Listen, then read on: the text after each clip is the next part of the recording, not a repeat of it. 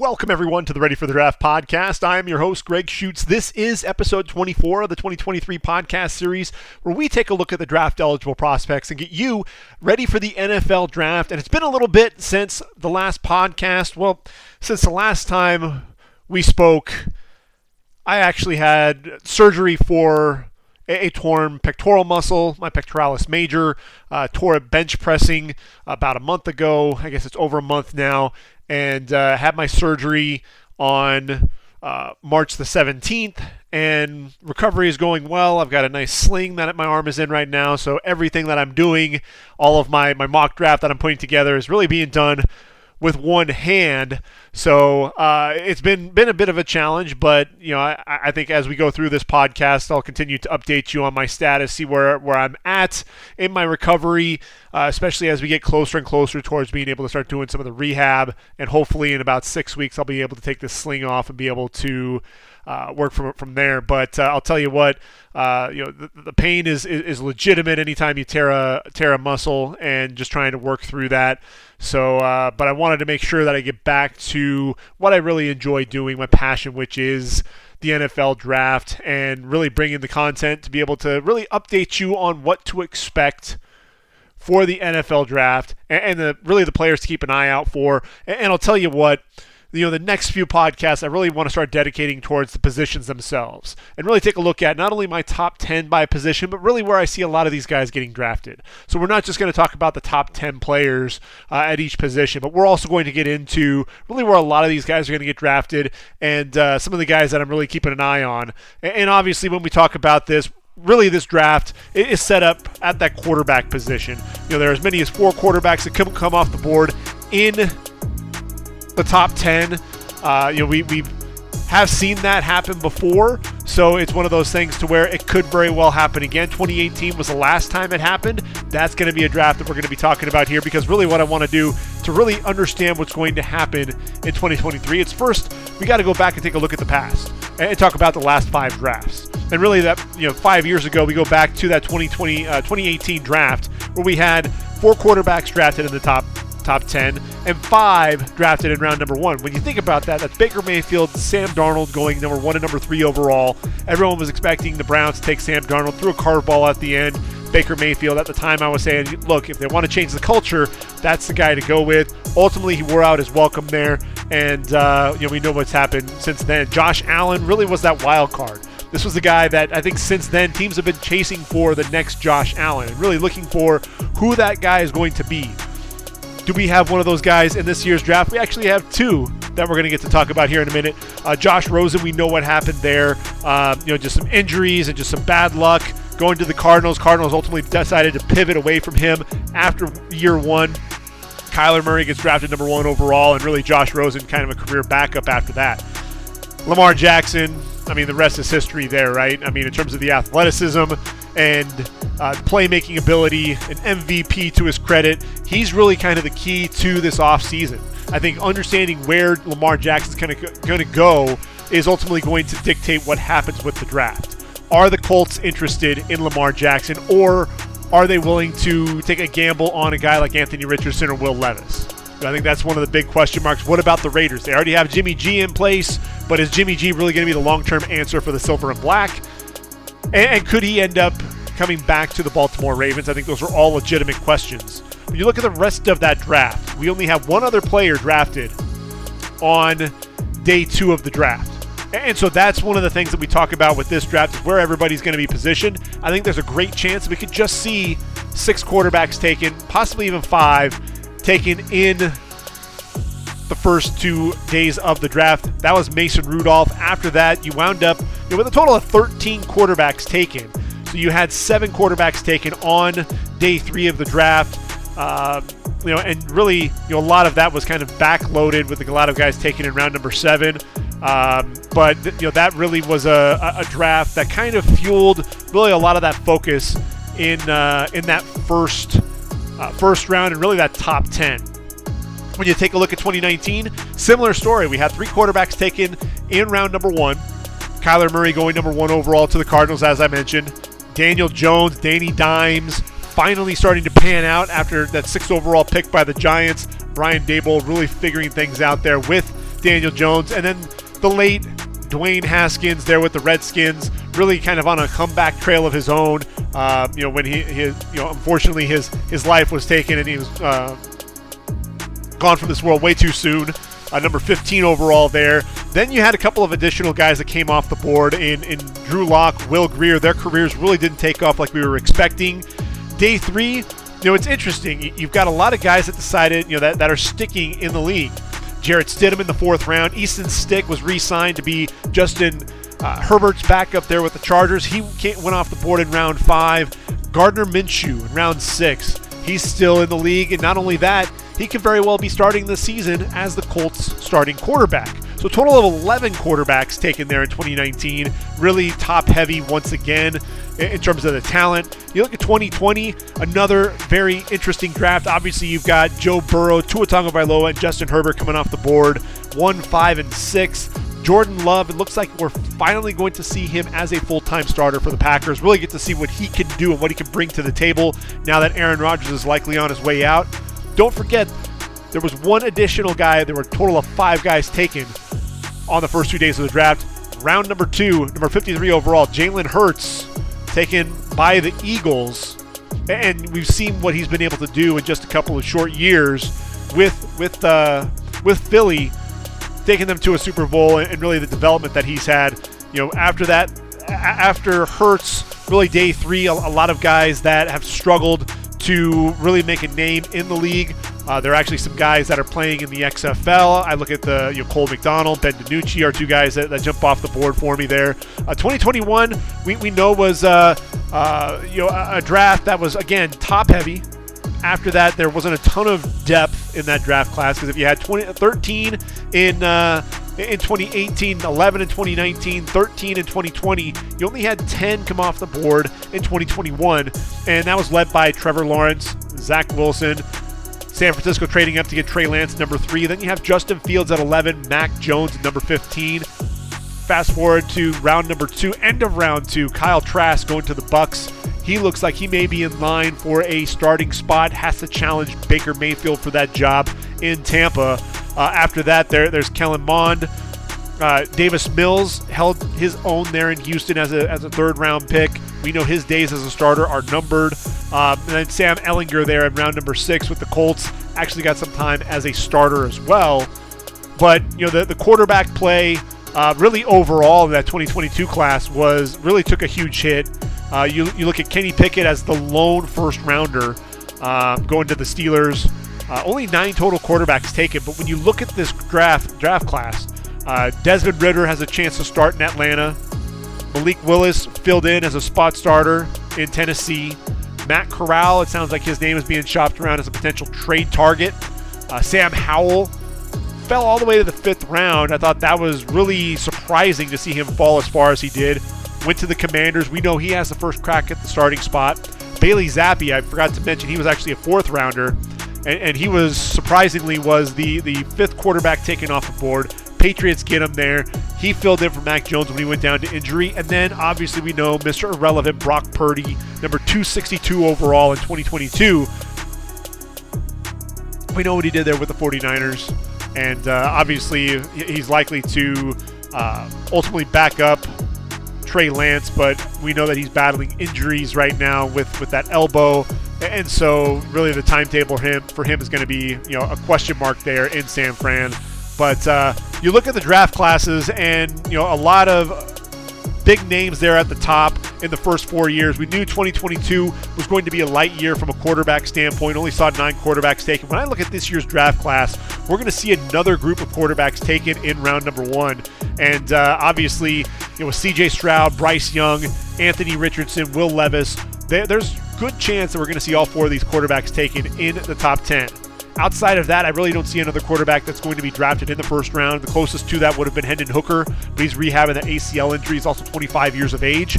I look at Hooker, and I think he'll probably be a second-round pick, though. I look at a team like the Lions, especially if Jalen Carter is sitting there at number 6. You have to figure that the Detroit Lions want to pull the trigger there. If not, possibly going corner with Christian Gonzalez. They really have to shore up that defense first and foremost. If they go corner and D-tackle with their first round picks, then they're in round number 2. they could afford to take a flyer there on a quarterback who's coming back off that ACL injury. We know Jared Goff played well for the Lions down the stretch, so it's not like they're in any hurry to move Hendon Hooker along. After that, I think the questions continue, right? You've got Aiden O'Connell out of Purdue, 6'3", 213, a guy who has decent arm strength, but not a ton. I think he's a guy that could be a good spot starter. Ultimately, ends up being a backup. You look at what David Blau's been able to do there at Purdue, and then now with the Lions, he's been in the league for a while. I think Aiden O'Connell has much better arm talent than David Blau. So I think Aiden O'Connell, 3rd, 4th round range. Dallas Cowboys need a backup quarterback. O'Connell could potentially fill in that role. Jake Haener is the gutsy dude. If you're looking for a guy who's going to fill the Taylor Heineke mold, Jake Haener's your guy. 6 foot 207 out of Fresno State. We're going to be talking more about these quarterbacks, but Jake Haener, to me, I look at him as a guy that's probably going to come off the board in the 4th or 5th round. A guy that's just going to be a gamer for you. Incredibly tough. Just put on that UCLA footage where this guy gutted out the win despite, I think his ribs were bruised or broken, but it didn't matter. He's picking himself off the turf and still found a way to lead the Bulldogs to victory over the Bruins. They're in the Rose Bowl too, I might add. After that, Tanner McKee out of Stanford, 6'6", 231.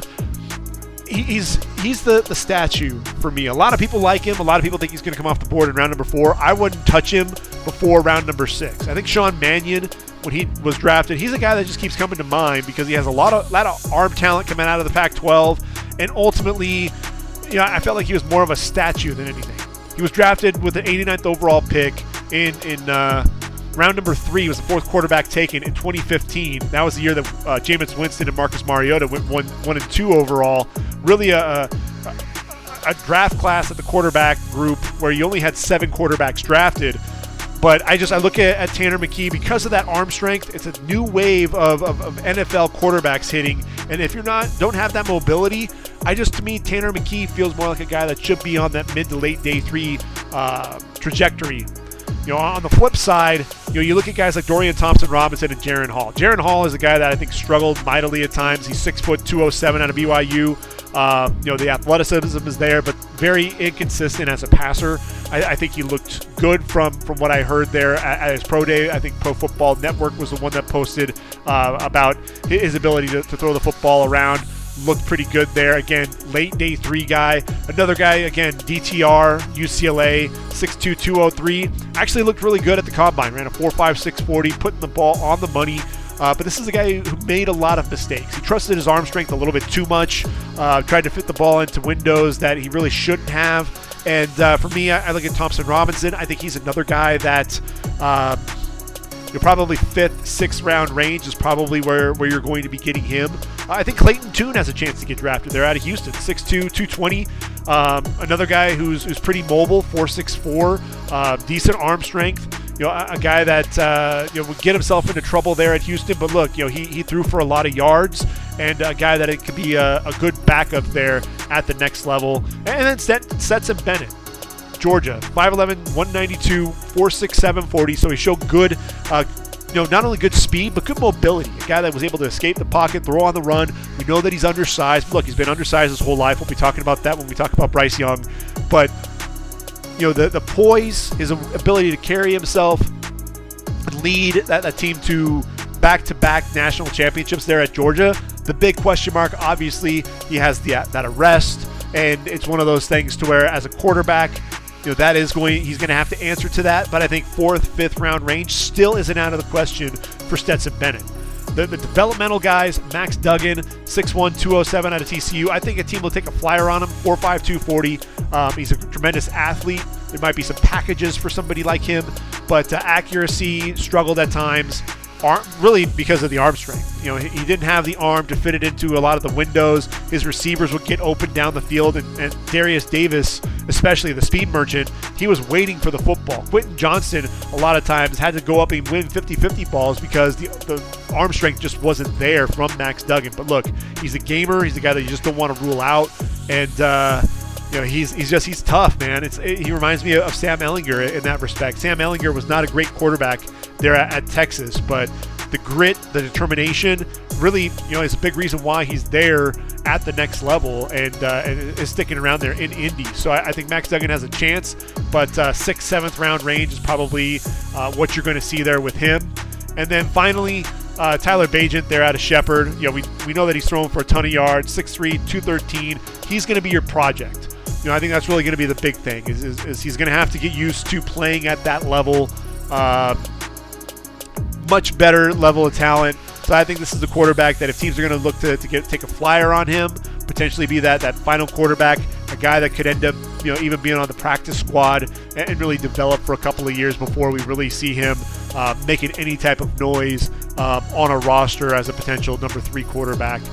But the arm talent is absolutely there. Especially for a guy that's throwing for a number of yards like he has. And then Malik Cunningham out of Louisville. Look, 6 foot, 192, 4.5, 340. Another tremendous athlete. A guy that his 1.55, 10-meter split, that definitely jumps off. 10-yard split, excuse me. Definitely jumps off because that's the fastest among the quarterbacks. He and DTR. And when I look at him, I don't see a polished passer by any means. I see some sloppy mechanics, but a guy that can escape the pocket, can throw on the run a little bit, make plays with his legs. That's really what his game is. And so he's another quarterback that, I think still needs to develop as a passer because he looks more like a good athlete playing quarterback than really a great quarterback who just happens to be also a great athlete. So I think that's really the difference there for Cunningham and why, if a team's going to take him, that would be late in the draft. So the quarterbacks that I mentioned, we're actually talking about 15 quarterbacks. If we actually have all 15 of those quarterbacks drafted, just to put that into perspective, the last time we saw that many quarterbacks was all the way back in 2016. We also have 15 quarterbacks coming off the board there. And what's interesting, that was Jared Goff, Carson Wentz, Paxton Lynch coming off the board in round 1. We also saw 3 other quarterbacks taken on day 2 with Christian Hackenberg, Jacoby Brissett, Cody Kessler. And then after that, 3 in round 4, 1 in round 5, another 4 in round 6, and 1 in round 7. So there is that possibility. When we look at some of these numbers that I was talking about, it could potentially happen. We look at Dak Prescott there at number 4. In the 4th round, he was the 8th quarterback taken in this draft. So not only were those guys, those other quarterbacks that I listed, those 6, but then Connor Cook was taken 35 picks ahead of Dak Prescott by the Raiders before the Cowboys took Prescott, which is kind of wild. So when you look at this draft, the quarterback with the most success from 2016, it wasn't Goff, Wentz, or Lynch taken in round number 1. It was Prescott, who was number 135 overall. So, it makes it really interesting. And when we talk about some of these quarterbacks at the top, I think that's really going to be the big conversation to have is which of these guys are destined to really ignite a franchise and who are the guys that are really going to have their work cut out for themselves. I think that's really the question that we have to answer. And so when we jump into things, who's my number 1 quarterback? I keep going back and forth between CJ Stroud and Bryce Young. And right now it's CJ Stroud, although a lot of me wants to put Bryce Young in that category. I think the fact that CJ Stroud is 6'3", 214, and Bryce Young is 5'10", and ultimately, look, yes, he hit 204 at the combine, but that's not his playing weight. He's going to be under 200. I think that's definitely a legitimate concern, especially after you watch a guy like Tua and the concussions that he's gone through and just all the hits that he's been taking.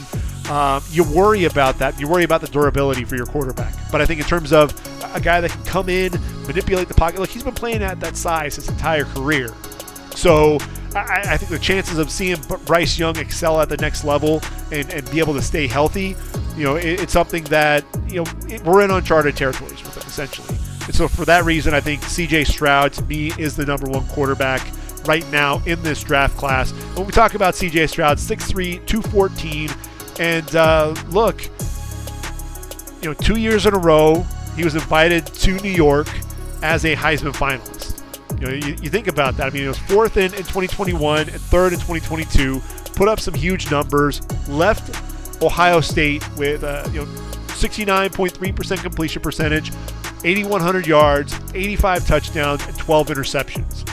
Pretty consistent when you look at the 2 years. Kind of a drop off a little bit in terms of the total passing yards. But look, when you're throwing to Chris Olave, Garrett Wilson, and Jackson Smith-Njigba. Oh, and not to mention Marvin Harrison Jr. and Emeka Egbuka. I mean, you're going to be wanting to throw the ball really on virtually every down anyway.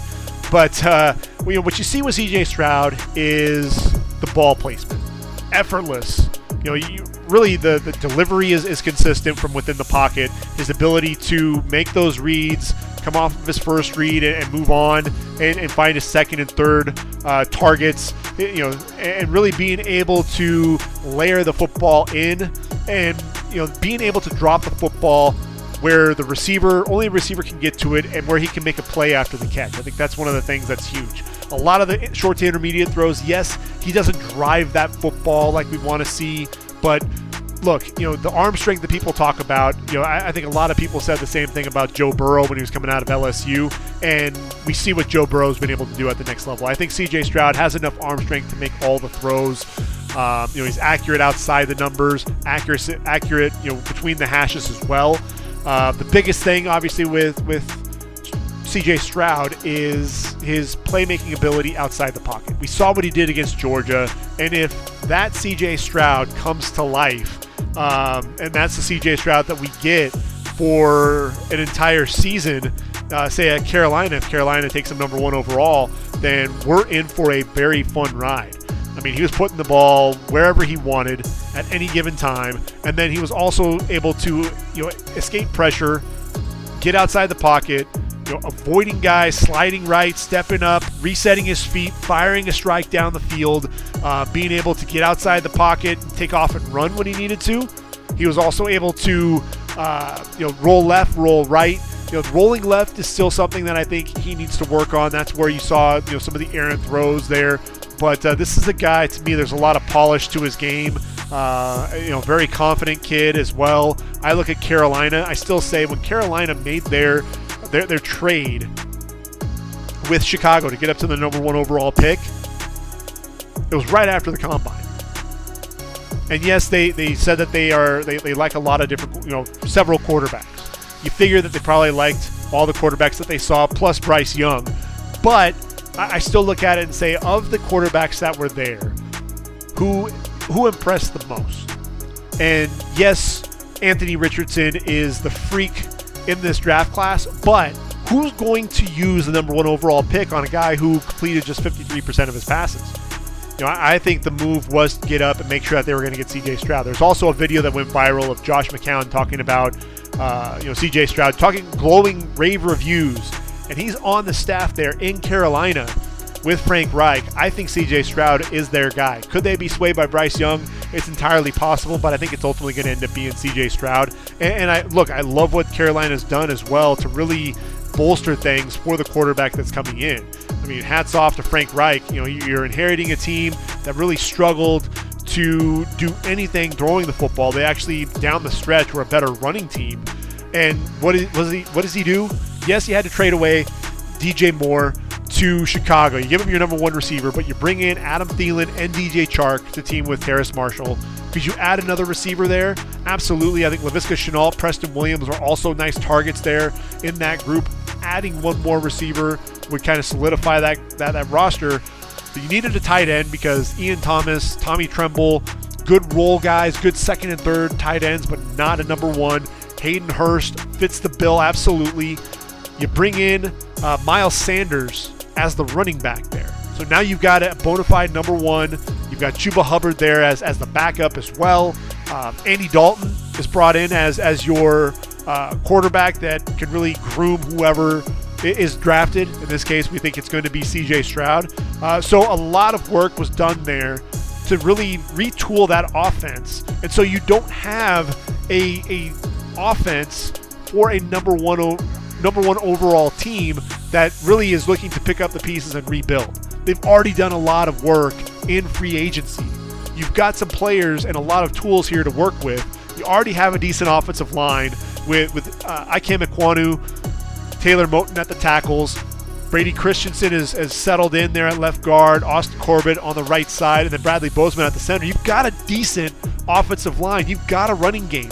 You've got 3 legitimate receivers. Laviska Shenault, Preston Williams are decent receivers as well as your 4th and 5th guys. Hayden Hurst, a legitimate number 1 tight end as well.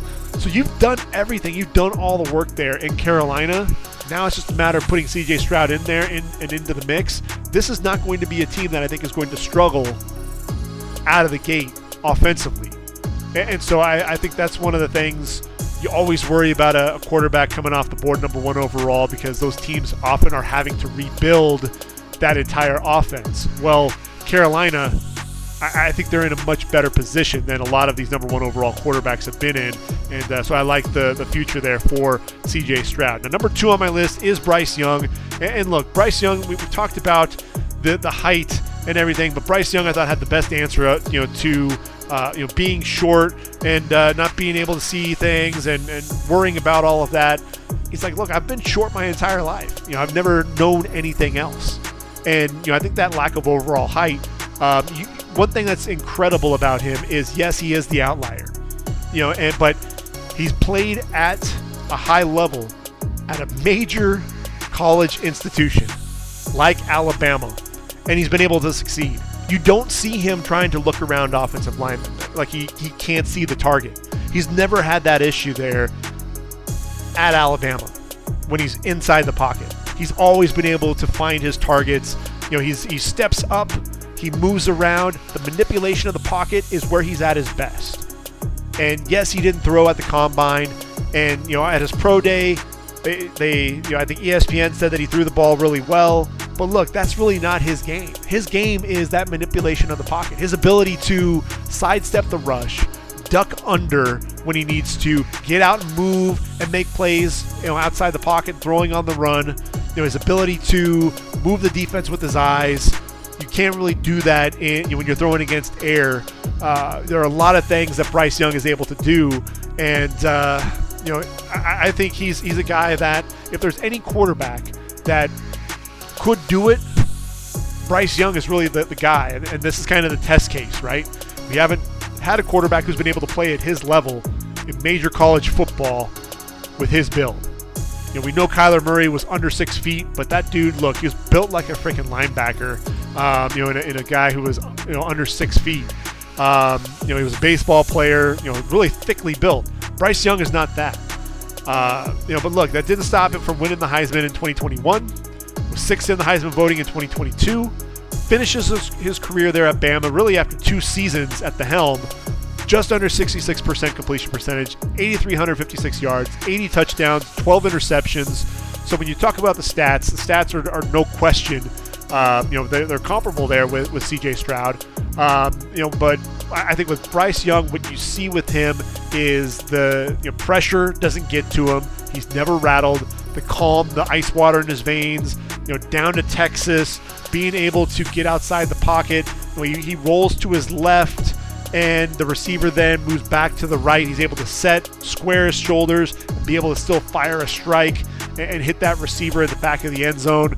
There are a lot of examples there. Being able to duck under pressure, evade the rush, get back out on the move, get those eyes down the field and locate a target, and be able to hit that receiver down the field as well. This is a guy who I think, I look at Houston there at number 2, and we know Davis Mills.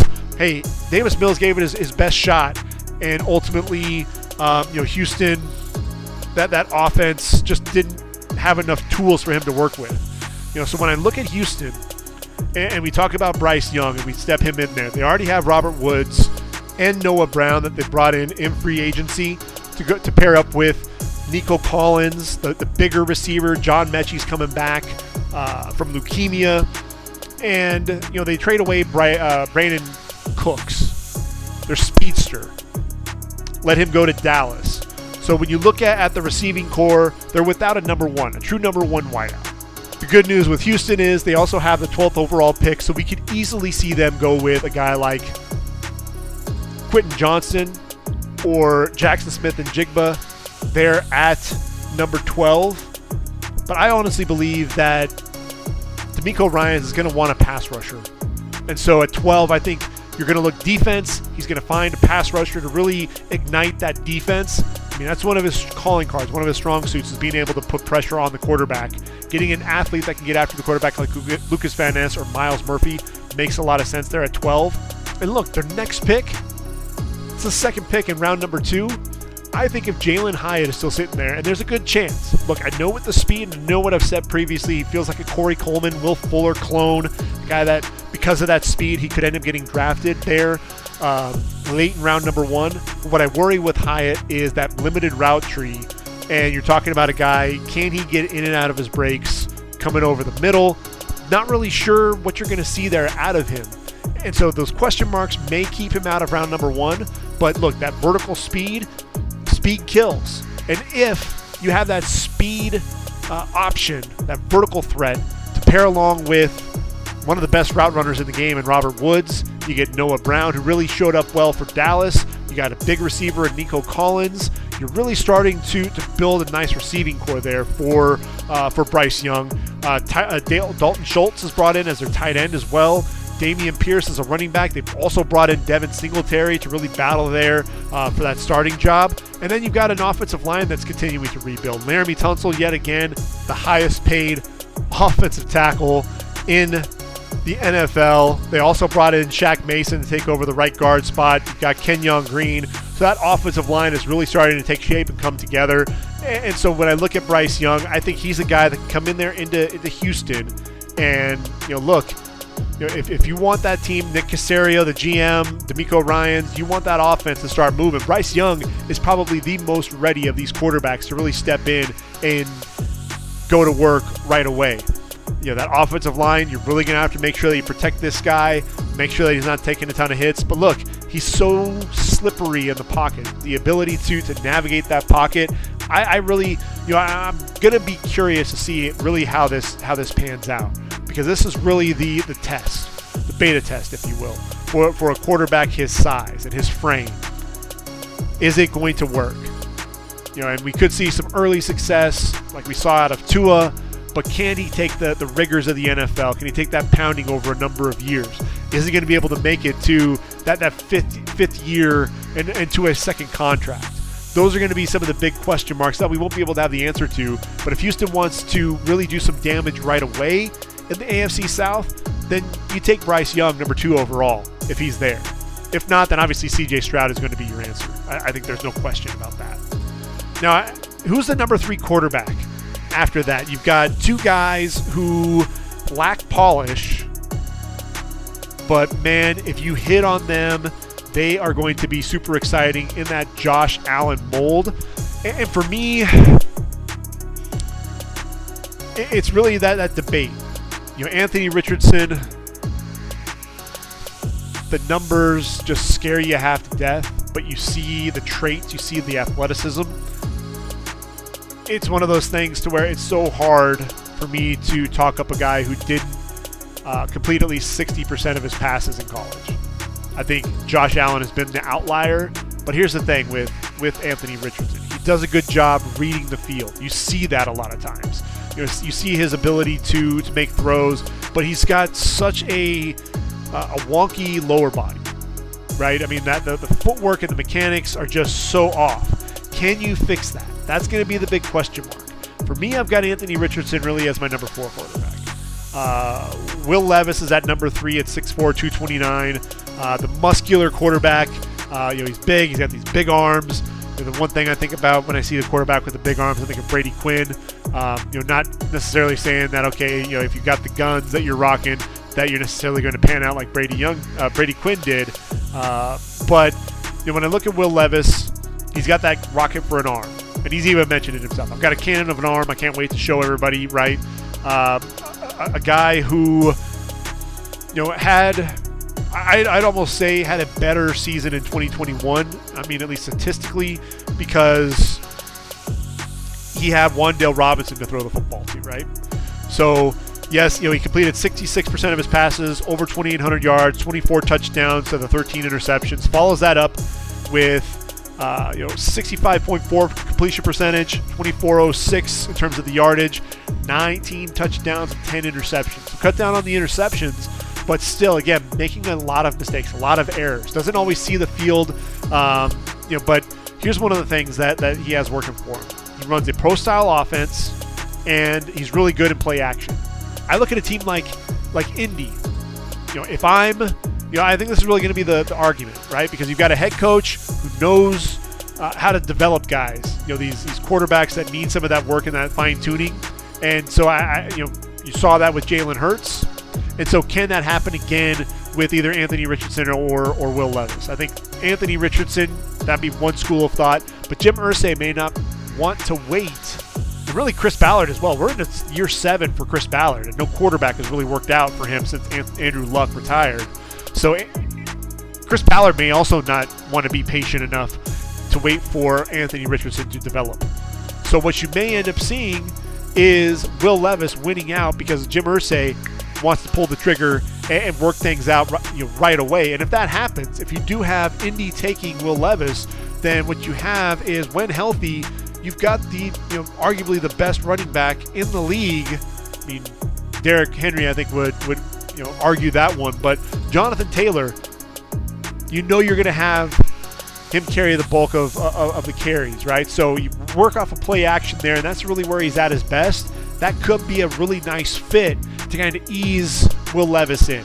He's got Alec Pierce. He's got Michael Pittman Jr. there at the receiver position. They brought in Isaiah McKenzie as well as a third receiving option. I think they're going to need to get another tight end to pair with Mo Alley Cox, although Jelani Woods is coming along. They've got Kyler Granson there. Offensive line needs a little bit of work, and that's really what you worry about, because Bernard Raymond needs to make a step forward there at left tackle. You've got Quentin Nelson at left guard. Ryan Kelly, not sure what they're going to do with him there at center, but he may be a casualty. We may see them end up drafting a center, and Ryan Kelly may be gone. Will Fries at right guard. I think they need an improvement there. I think there's an upgrade that's needed. Braden Smith is playing right tackle. You may end up being better off kicking him inside to guard. So drafting a right tackle, allowing you to move Braden Smith inside, may actually be the best move. So the Colts, there's a little bit more that you have to work with, or to work on, I should say, within that offense. So having Gardner Minshew there, Nick Foles, Sam Ehlinger, you don't have to work the quarterback in nearly as quickly, but you're going to want that quarterback to take control of that offense probably within the first year or two, and I just don't know that Anthony Richardson is going to be ready for that yet. When you look at Will Levis, the arm strength, the cannon for an arm, he's actually pretty accurate throwing the football down the field. You see him dropping the football in there. Problem for him is everything's a fastball. He can't throw the ball with touch. I know that they're working on that, and I think that's one of the things that ESPN was saying at his pro day. Jordan Palmer, we know Carson's brother, really working with a lot of the quarterbacks. Are working on that, showing more touch, being able to hit those short and intermediate routes, not rifle everything in there. You got to have touch to play at the next level, and it's still a work in progress. So that but the thing is we're seeing some progress with him. We're already seeing some of that development. You let him sit for a year before he takes the reins. I think Will Levis to Indianapolis makes the most sense at this point. And then obviously we've got the wild card, Anthony Richardson out of Florida, 6'4", 244.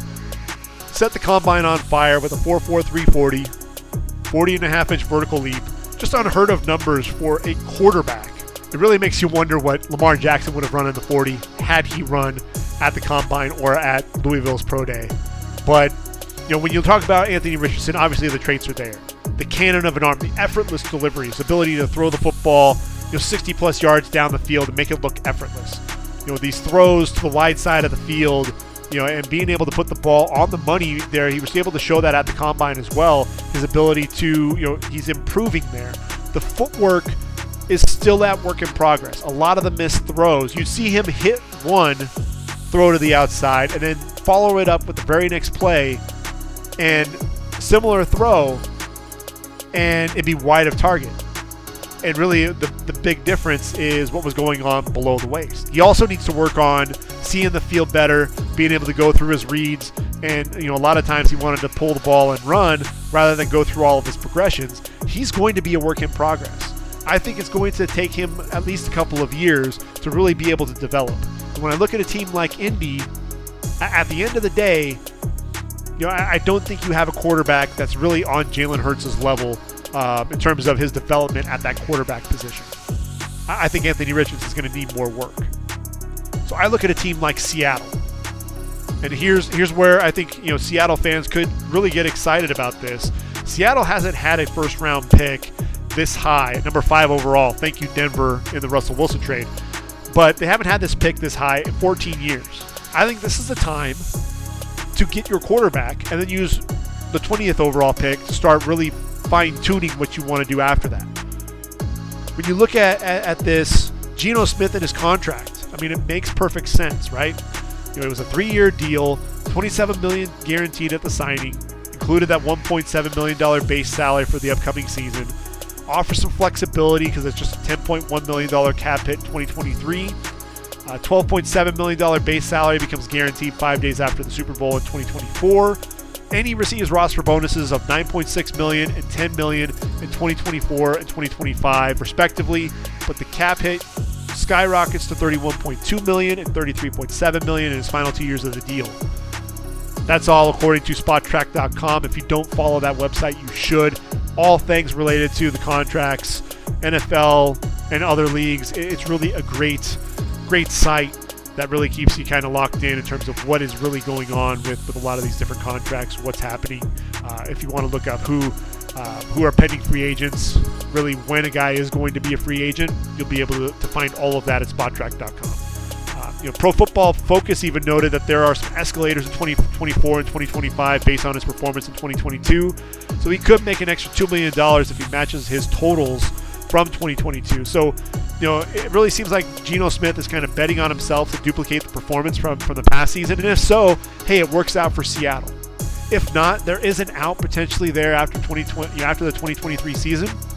But more than likely, what you're probably looking at is he'll probably end up playing out those 3 years. He'll probably end up being with Seattle for those 3 seasons, or at least 2 of those years, before Anthony Richardson is ready. And really, Anthony Richardson will be able to sit and watch and learn from Geno Smith. And Geno Smith has already come out and said that he is willing to mentor a quarterback should Seattle draft one. So I think it's the best of all worlds there for Seattle. Seattle at number 20, you can decide, who you want to go ahead and take and what you want to focus on after that. I don't think there's as big of a focus on getting a defensive tackle, right? Because they picked up Draymond Jones and Jaron Reed in free agency. You also picked up Bobby Wagner, to really satisfy that need there at inside linebacker. Julian Love's going to be your nickel back. So really the biggest thing is could you take Jalen Carter to be your nose? I think that's definitely a possibility. I think we could potentially see Seattle waiting on that. But really sitting there at number 20 overall, they could go receiver. There are a number of different options that they could ultimately be playing with there. But, hey, you haven't been there at number 5 overall, been that high in 14 years. And if you're a team in win-now mode, it's Pete Carroll. Pete Carroll's not getting any younger. He doesn't want to go back into rebuild mode. I can guarantee you that. And I know that John Schneider's not going to want to do that either. So get your quarterback. Continue to develop him.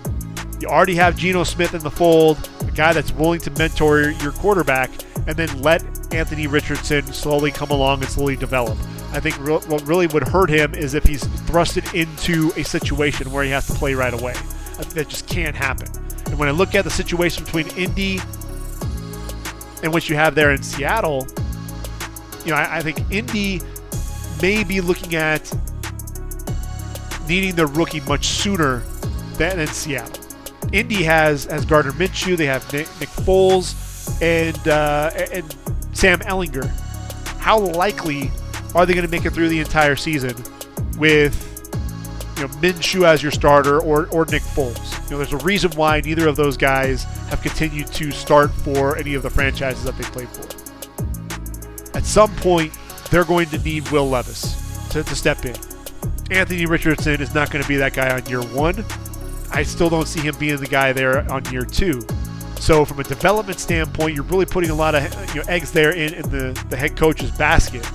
I think Will Levis is your guy there in Indy. Let them focus on some of that footwork and some of that really, more than anything else, work on that touch, work on the mechanics there, being able to actually, layer those footballs in and actually throw more than just a fastball. I think those are going to be much more easily correctable than what you're having to deal with Anthony Richardson. And Seattle, they can actually ease him in for a much longer period of time. And I think ultimately makes the most sense. And then finally, I mentioned Hendon Hooker previously, and I look at the Lions, and I think second round makes a lot of sense to me. This is a guy that was on his way to being a Heisman Trophy frontrunner until that ACL injury, and was really, I was really bummed for him because he was having a spectacular year. And when you look at it, you look at the numbers. Just under 70% completion percentage, 3,135 yards, 27 touchdowns, just 2 interceptions. Also have 430 yards on the ground and 5 touchdowns. Pretty deep ball. I think, much better accuracy, though, outside the numbers than inside, between the hashes, which is really kind of weird. It's kind of usually the opposite.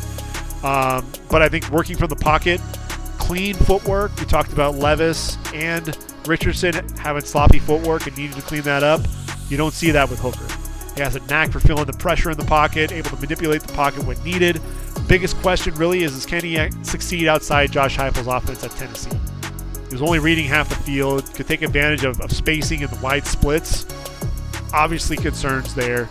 And really, Hendon Hooker now, you've got the ACL injury. He's going to be a 25-year-old rookie. But really what is intriguing is you look at him, he's going to learn from Jared Goff if he goes to Detroit. Goff really played well in Detroit.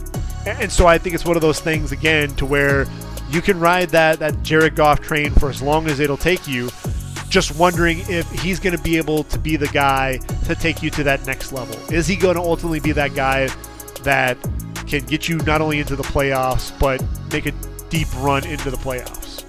That's going to be a big question mark for that, but it's going to be hard to really get that gauge until they get that defense shored up. So I think for me, Detroit has to shore up that defense in round 1, get a corner, get a defensive tackle, shore things up there, and then in round 2, you can actually look at potentially taking your quarterback, and that's why Hendon Hooker, I think, makes a lot of sense there. So realistically, I look at this draft class, I think you're probably going to see about 13 quarterbacks drafted. I really don't know that Malik Cunningham, Jaren Hall, Tyler Bagent, those are the guys that I think are on really that cut line in terms of who is ultimately going to get drafted.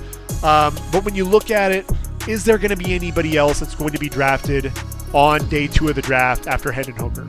I mentioned it at the beginning. I honestly don't see it. And really, if you're talking about 5 quarterbacks taken on the first 2 days of the draft, we've already mentioned it over the last 5 years, and we really got into 2016. It's not the first time that's happened. So really, a lot of these other guys are going to be developmental prospects, guys that are going to be your role players, your backups, guys are going to be spot starters. And, that's really what you're looking at right now at this group. Could there be a guy that could be a Dak Prescott taken in round number 4 that could end up driving his team? It's always a possibility. You look at this group and you compare them. You want to compare them to a lot of guys that are already in the league. We just did that exercise, and so I think ultimately when it comes down to it, you'll have Stroud, Young, Levis, Richardson taken in round 1, Hooker in round 2. I think the next quarterback we see taken off the board is in round 4. I think that'll be Aiden O'Connell. I think after that, Stetson Bennett has a possibility to be drafted in round 4 or 5. I think Jake Hayner's probably in that 5th round range. After that, you're probably looking at Dorian Thompson-Robinson, Clayton Tune in that 5th, 6th round range. I think Tanner McKee's in that fold as well. Some people think he may be drafted in round number 3. I just don't see it. I think 5th, 6th round range makes more sense for Tanner McKee. Then you get into that round 7 range. I think that's where we see Max Duggan come off the board. And if Jaren Hall, Malik Cunningham, Tyler Bagent gets drafted, I think it'll be late 7th round. And if I had to guess, I think it'll come down between Jaren Hall and Malik Cunningham when it's all said and done. I just don't know which quarterback really has the edge. I think it may be Jaren Hall, but I know that he's struggled, at the All-Star games. And so, it's really going to kind of be a toss-up. So we could even see, as few as 12 quarterbacks taken in the draft. I think after last season, teams were really looking forward to the quarterback class this year because we have so many guys that can come off the board in round number 1. You look at next year's draft class and you're talking about, game changers like Caleb Williams and Drake May.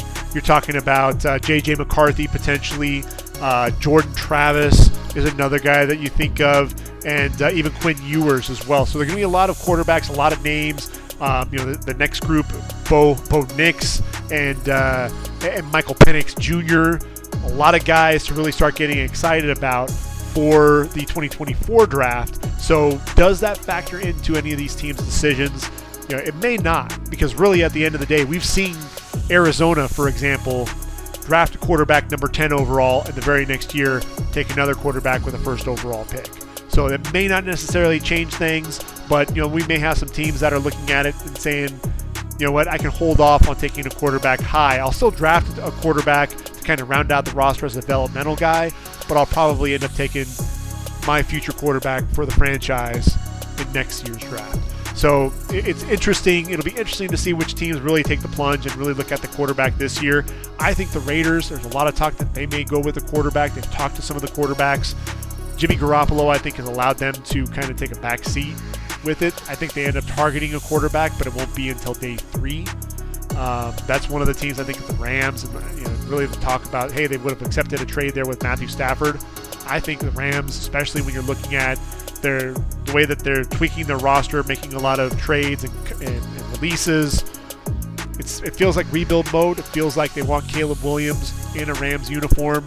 The kid down the street there at USC, just traveling a couple of freeways away to get there to SoFi Stadium. So, their teams, it's going to be interesting to see how everything plays out. Maybe that's what Washington's looking at with Sam Howell as their quarterback. Get the first crack, really see what he is and what they've got there at the quarterback position, then potentially be able to take a guy like Drake May or Caleb Williams in 2024 if that doesn't pan out. So I think at this point we can go ahead and put an end to the quarterbacks for now.